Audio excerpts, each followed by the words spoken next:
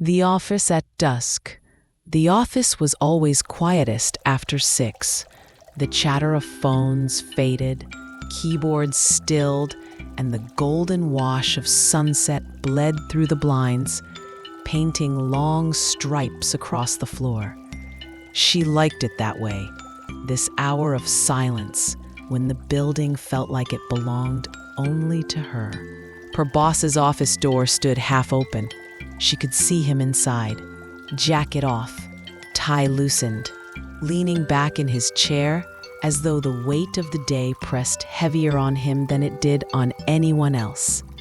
She watched him for a moment, unnoticed, the way his fingers massaged the bridge of his nose, the faint lines of exhaustion etched into his face.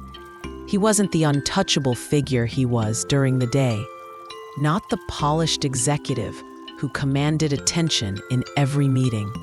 Here, in the fading light, he was just a man, tired, vulnerable, and achingly human. When he finally noticed her standing there, he didn't scold her for lingering.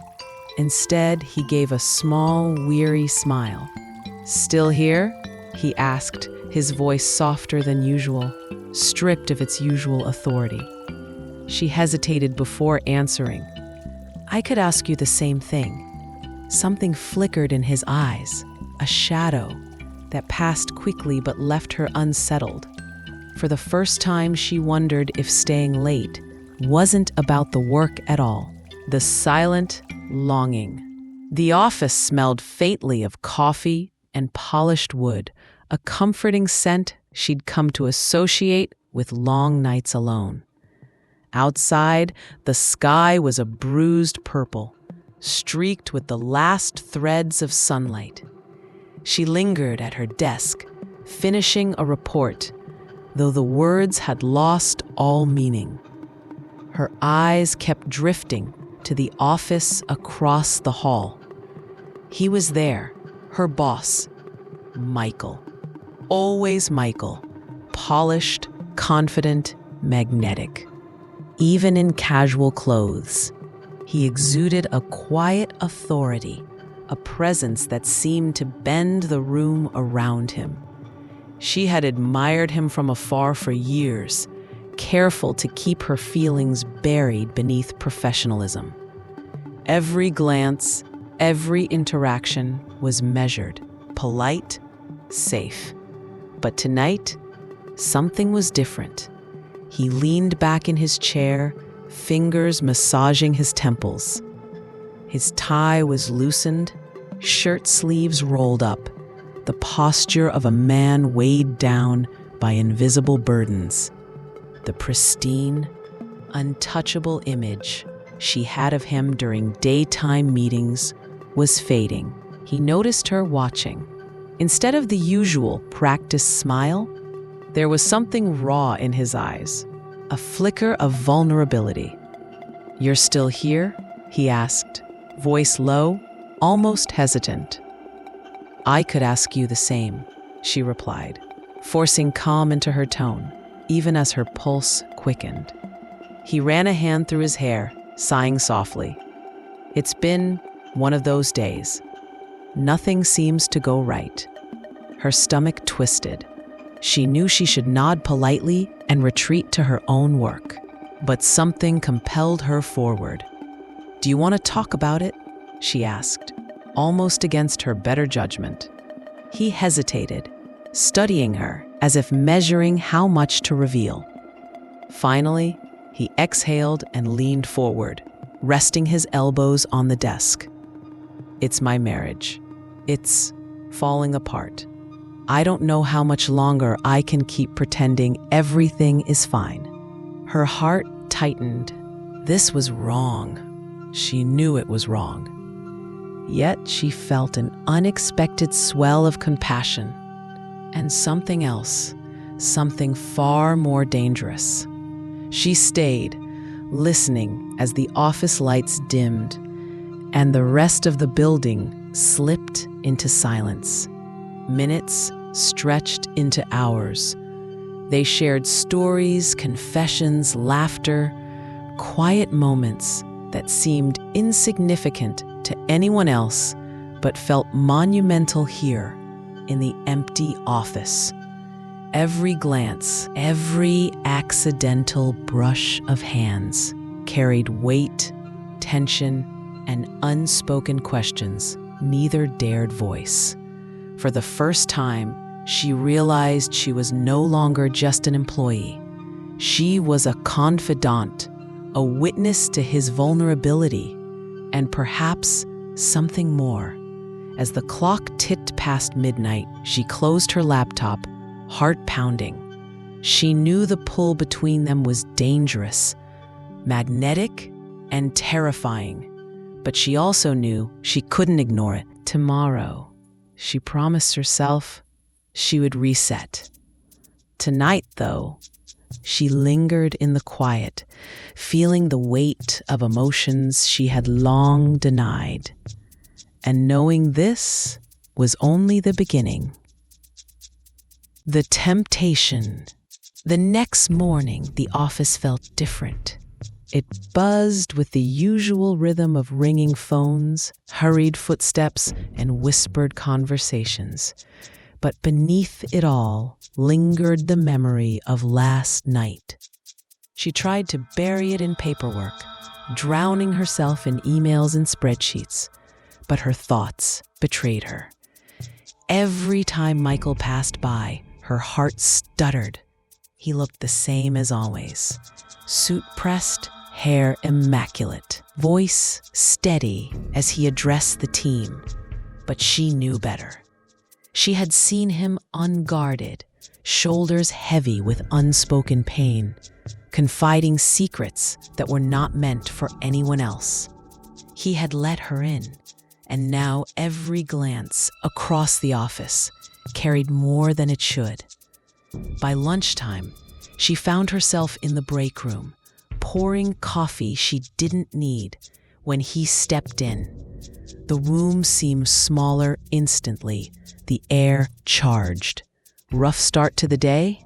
he asked lightly, though there was a softness in his tone that wasn't there before.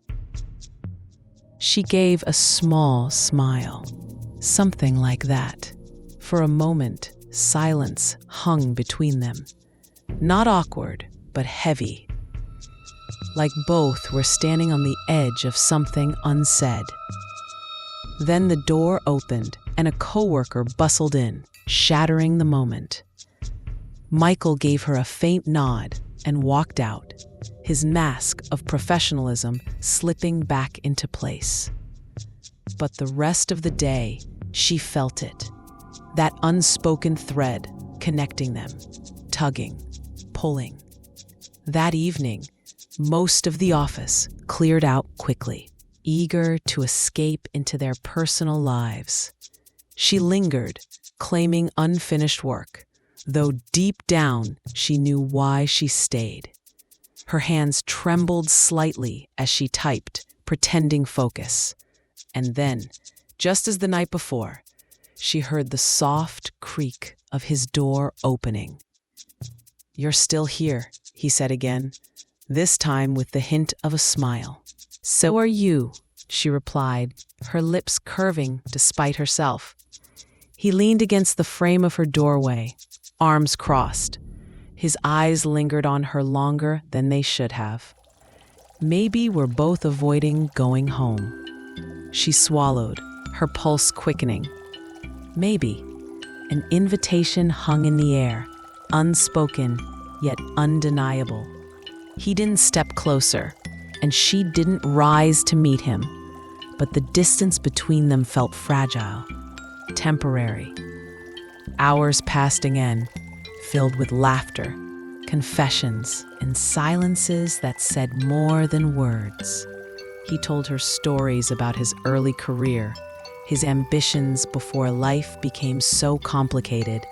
She told him about her childhood, her dreams she had quietly set aside. When he laughed, it was genuine, not the polite chuckle he gave in meetings. When he looked at her, it wasn't through the lens of hierarchy. It was as though he saw her fully for the first time. At one point, their hands brushed as they reached for the same file. Neither pulled away immediately. The touch was fleeting, accidental, but it left her breathless. She lay awake long after leaving the office that night, replaying every word, every glance, every brush of skin. She knew the danger. He was married. He was her boss. Crossing that line would cost them both dearly. And yet, lying in the dark, she couldn't deny it anymore. Something had begun, and there was no turning back. Cracks in the mask. By the third week of late nights, she could no longer fool herself. What had started as quiet companionship had grown into something heavier, charged and dangerous.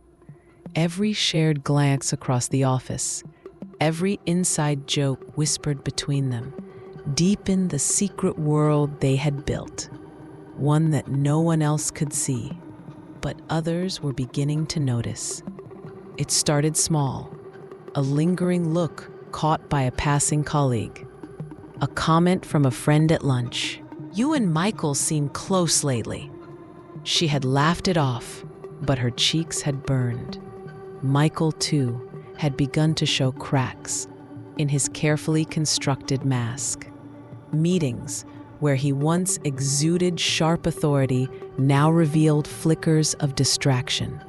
His phone buzzed more often, his jaw tightening with every message he ignored. Once, she caught sight of his wedding band glinting under the conference room lights, and the weight of it hit her like a stone. One evening, after most of the office had emptied, she found him standing by the tall windows overlooking the city. His tie was gone, his sleeves rolled up, his posture heavy. He didn't turn when she entered, only spoke softly. "Do you ever feel like you're living two lives?" She hesitated, the question hitting too close to the heart. "Sometimes," she admitted. He finally looked at her, and in his eyes was something raw, an ache, a longing, a fear. "I go home, and I'm someone's husband. Someone I barely recognize anymore. I come here, and His voice faltered. "And you what?" she asked gently, stepping closer. "And I feel like myself again," he said. His eyes searched hers as though the words were a confession, as though he needed her to understand. Her breath caught. She wanted to tell him she felt the same, that in those late night hours with him, she had discovered a version of herself she thought had been buried long ago.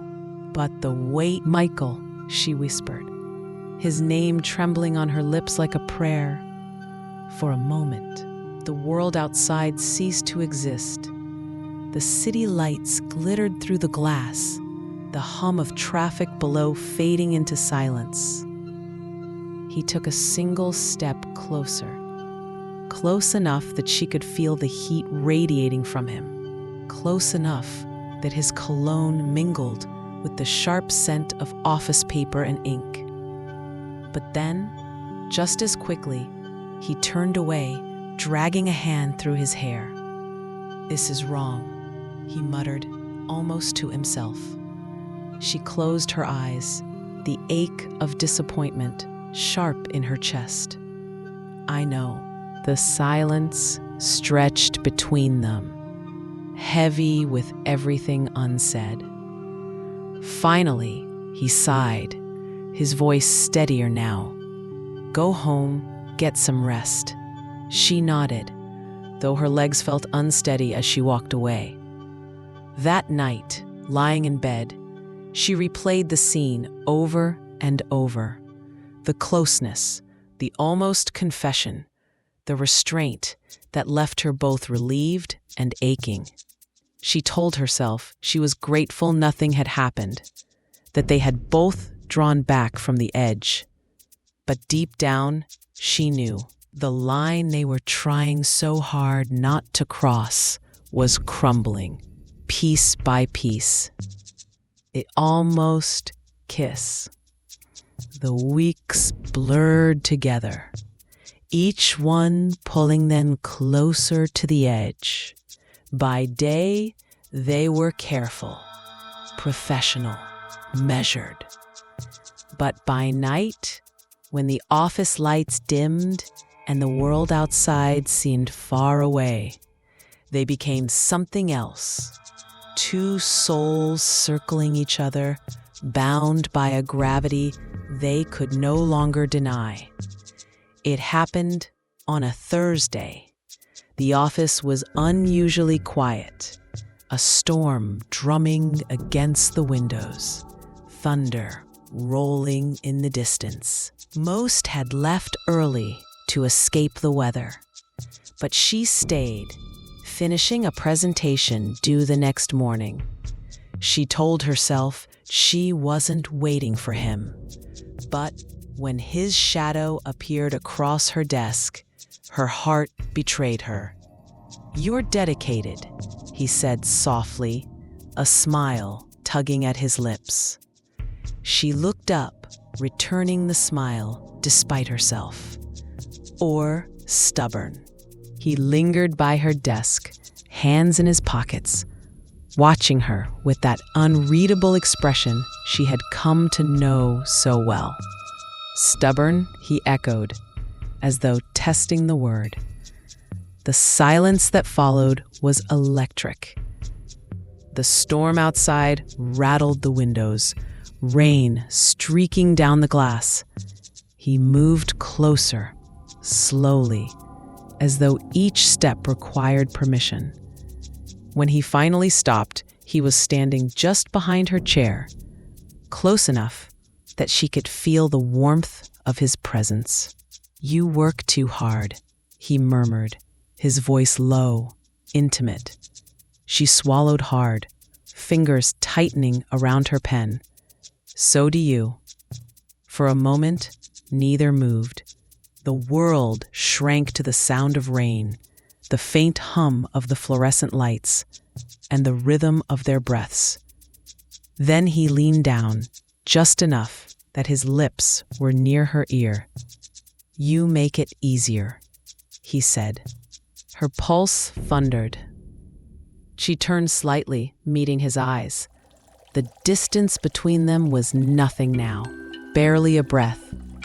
She could see the flecks of gold in his irises, the faint stubble on his jaw, the way his gaze flicked to her lips before snapping back to her eyes.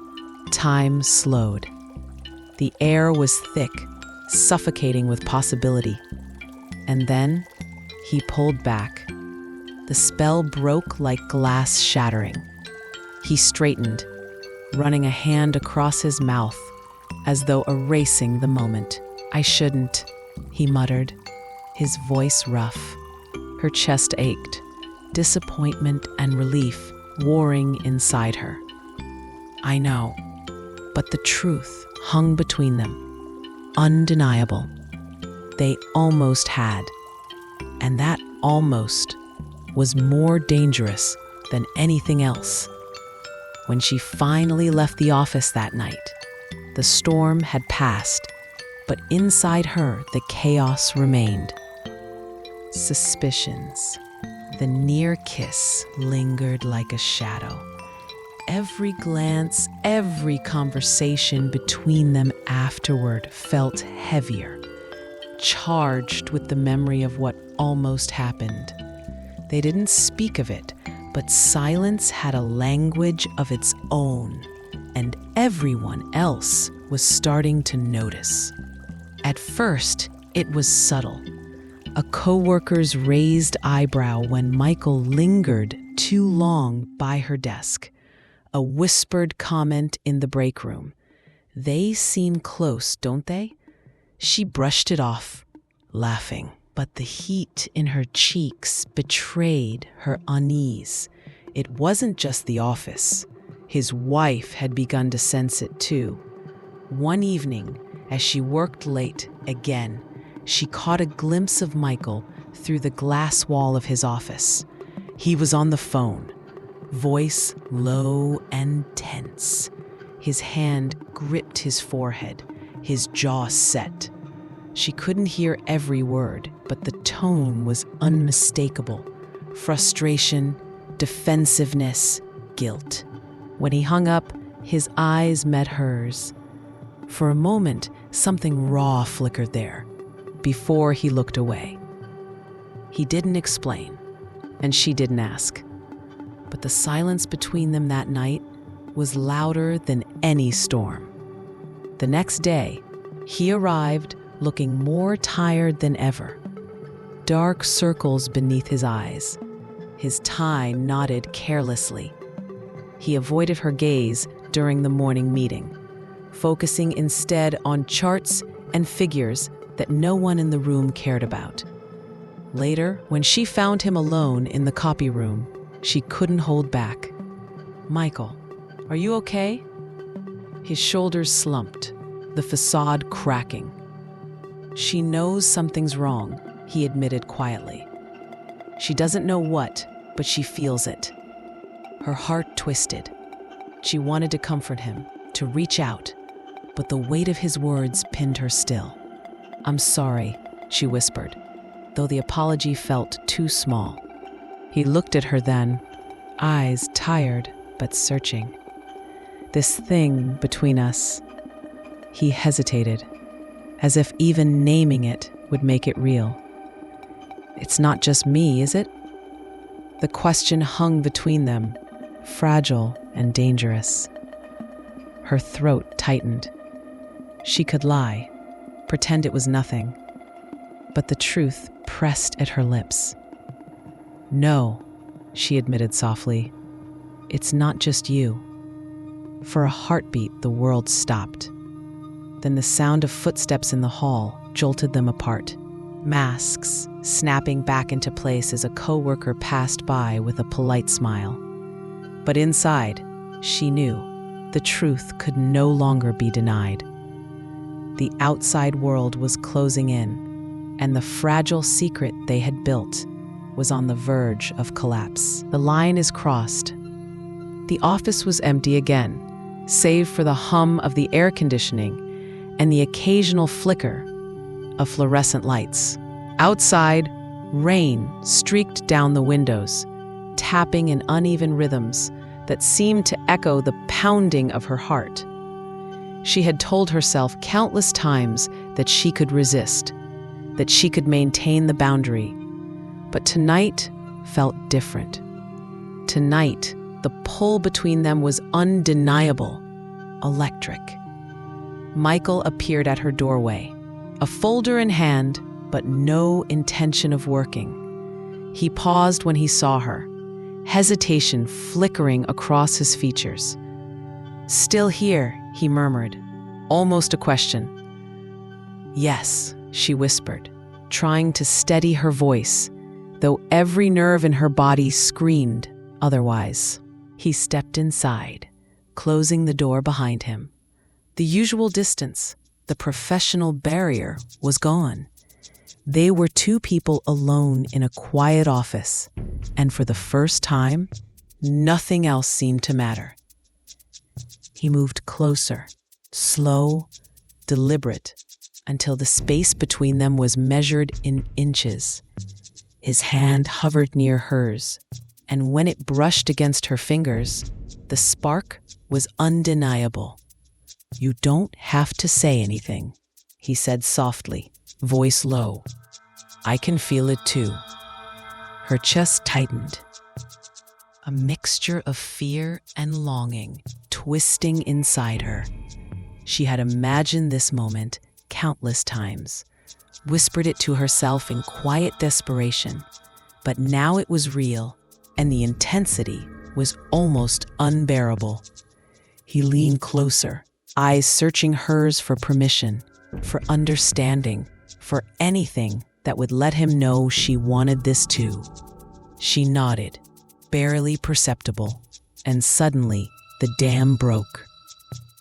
Their lips met, hesitant at first, tasting the forbidden desire that had been simmering between them for weeks.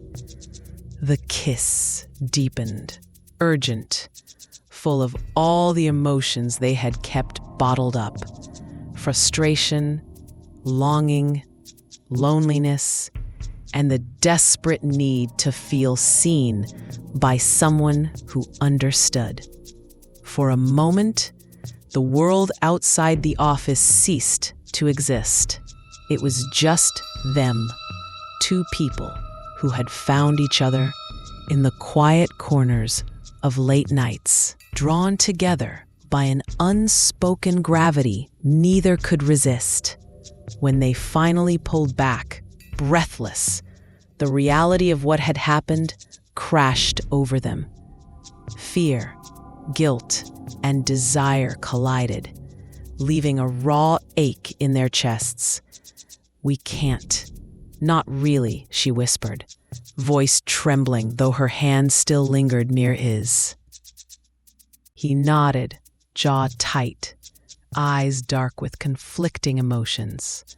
"I know," he said quietly, but it felt right for just a moment. That night, as she left the office, rain soaking her coat, she felt a strange mixture of exhilaration and dread. They had crossed the line, and nothing would ever be the same again. Inside, both of them knew the consequences were inevitable: the guilt, the suspicions, the chaos that would follow. But for now, all they could do was cling to the moment, savor the dangerous warmth of a connection that should have been impossible, and wonder how much longer they could hold on before the world caught up with them. Fallout and consequences. The days after that night were heavy. The office no longer felt safe. Every glance between them was a silent reminder of what had happened. Every passing word tinged with unspoken tension. She tried to act normal, burying herself in her work, forcing herself to meet deadlines with the precision that had always defined her. But nothing could erase the memory of his touch, the warmth of his gaze, the forbidden intimacy they had shared. Michael seemed equally restless. He arrived early, lingered late, yet avoided prolonged eye contact. The energy between them was magnetic, yet charged with guilt, like a live wire that could spark at any moment. Then came the first warning, a question from a colleague. "You two seem close. Everything okay?" Her heart thudded, and she forced a laugh, dismissing it. But the seed of suspicion had been planted. At home, Michael's wife began to notice the subtle changes. Calls went unanswered. Conversations grew curt. Evenings together felt strained. One night, she confronted him, her voice trembling with uncertainty. "Michael, is there something going on?" she asked, searching his face for the truth. He hesitated, words caught between honesty and the desire to protect her.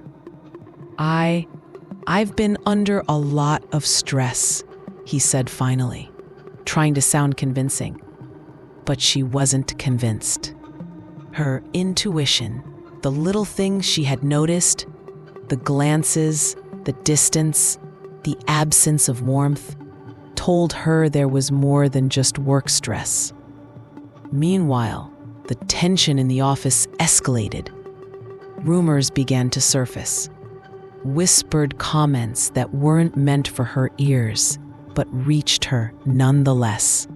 She felt exposed, vulnerable, caught between desire and consequence. One evening, after another long day, they found themselves alone again.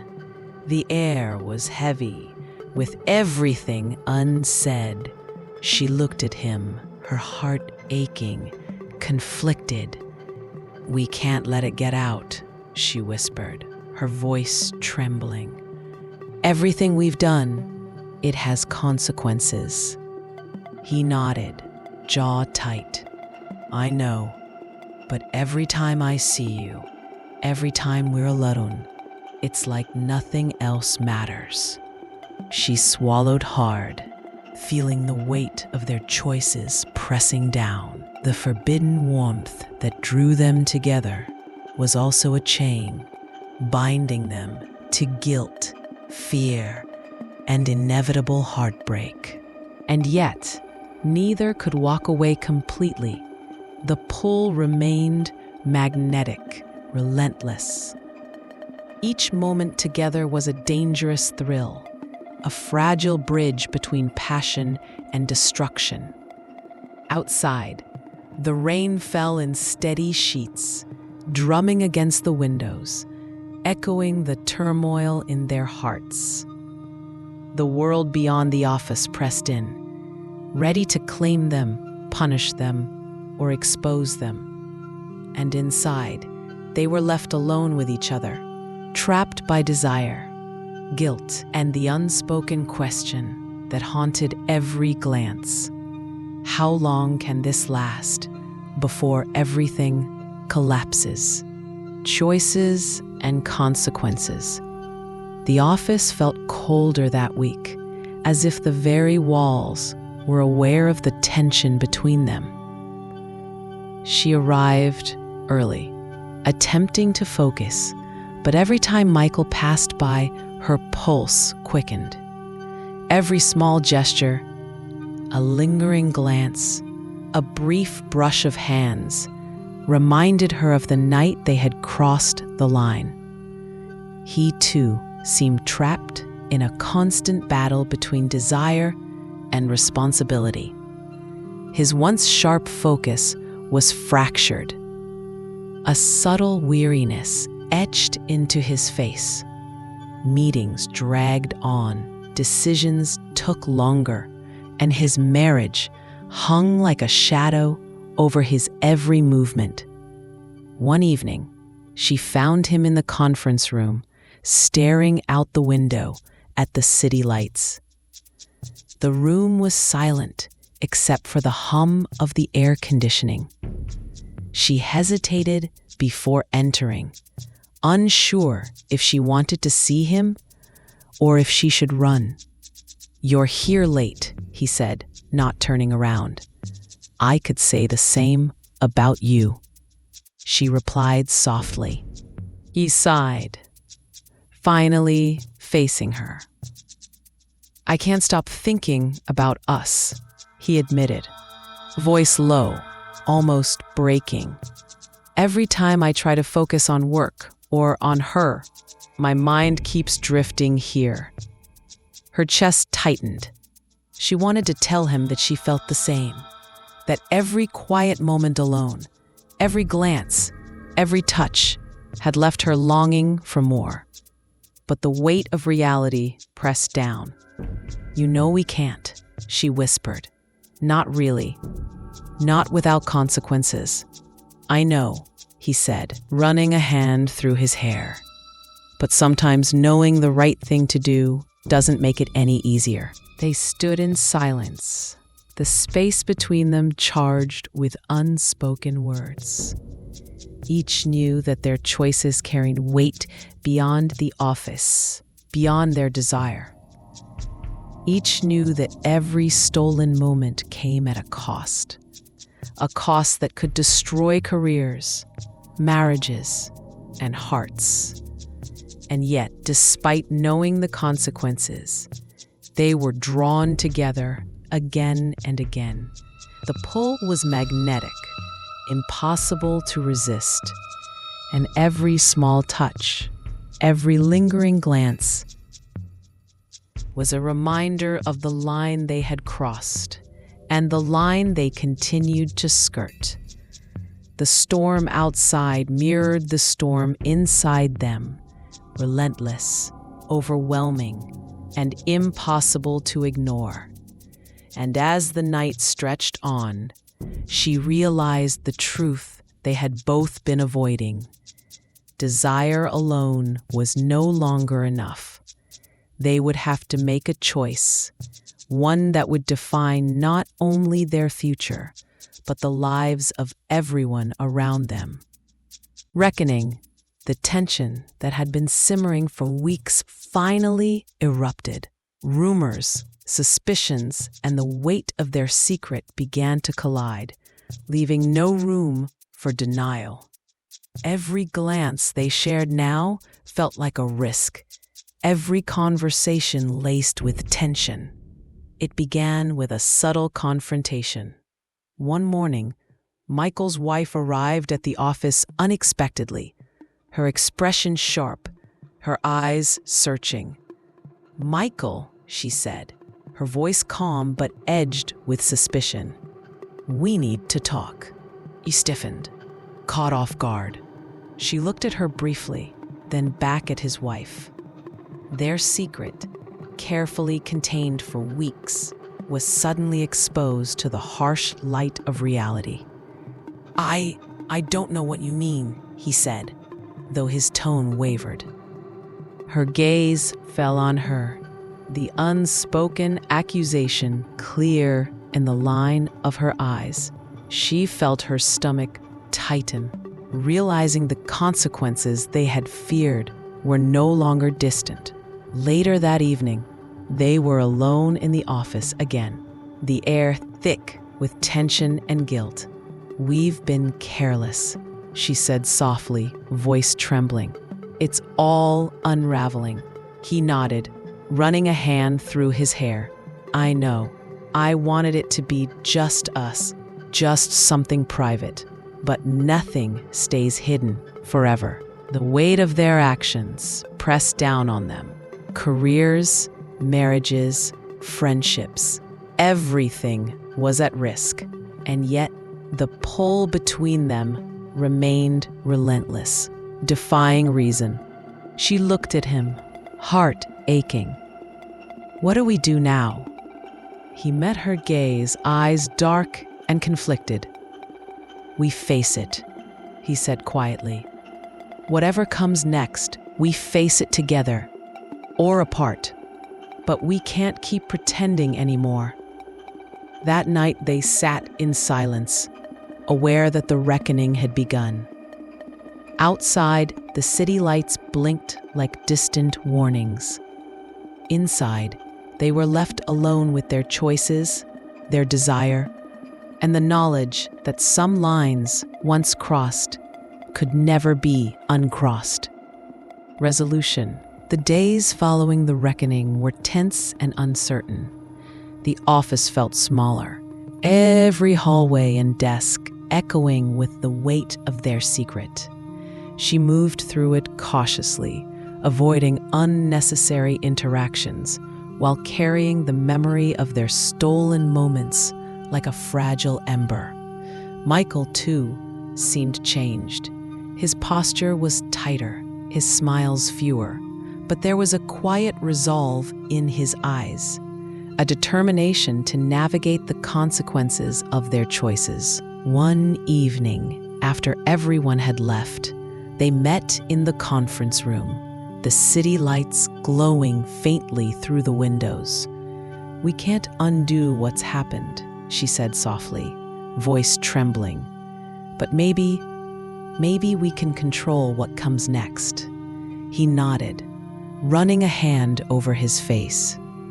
"I don't want to lose you, but I can't destroy everything else either." The truth was clear.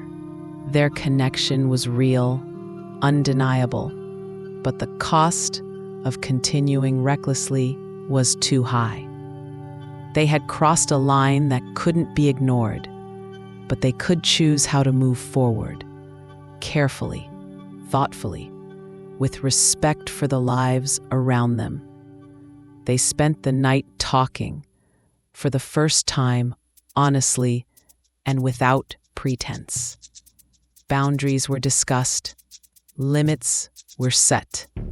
They acknowledged the pull between them, but promised to act with caution, to prioritize what was right over what was easy. It wasn't perfect. It wouldn't erase the desire that still lingered in their hearts. But it gave them a path, a way to navigate the storm without losing themselves or each other completely. As she left the office that night, the city lights reflected in her eyes. She felt the warmth of possibility, tempered by the weight of reality. They had faced the consequences of their choices and survived the reckoning. And while the pull between them remained, now it was framed by respect, understanding, and a promise that some connections, no matter how dangerous, could be honored responsibly, even in the face of temptation. The line had been crossed, but they had learned, finally, how to walk carefully on the other side. If you want, I can continue with optional chapters, exploring